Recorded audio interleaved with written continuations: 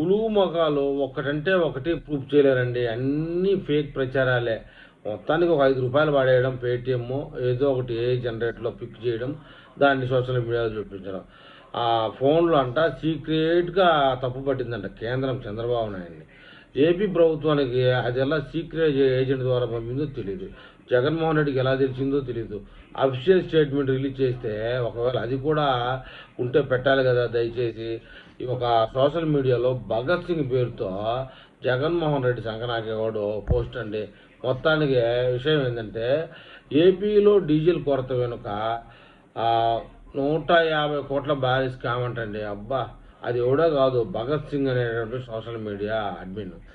ఆ retail bulk diesel మధ్య వ్యత్యాసం రూ. 50. రిటైల్ బంకుల్లో డీజిల్ ధర రూ. 98 ఉంటే బల్క్గా రూ. 153. డీజిల్ను రిటైల్ బంకుల నుంచి రవాణా చేయాలన్న ప్రభుత్వము నిర్మాణ సంస్థల నుంచి వాటాలు దండుకునేందుకు ఎత్తుగడ.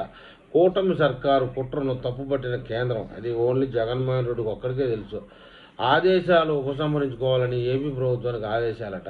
మొత్తానికైతే ఈ పిచ్చినాయాల్లో అటు కేంద్రానికి ఇటు చంద్రబాబు నాయుడికి జరగని విషయాలన్నీ పబ్లిక్లో వేస్తున్నారు. మొత్తానికి ఈ యొక్క పెట్రోల్ సమస్య అనేది పెట్రోల్ బంకులు అంటే మ్యాక్సిమం రాజకీయ నాయకులకే ఉంటాయి. రాజకీయ నాయకుల్లో వైసీపీ రాజకీయ నాయకులు నిజంగానే పెట్రోల్ బంకులు బంద్ పెట్టేసి జగన్మోహన్ రెడ్డి ఆజ్ఞ మేర ప్రజల్ని ఇబ్బంది పెడుతున్నారు. అది అందరికీ తెలిసిందే.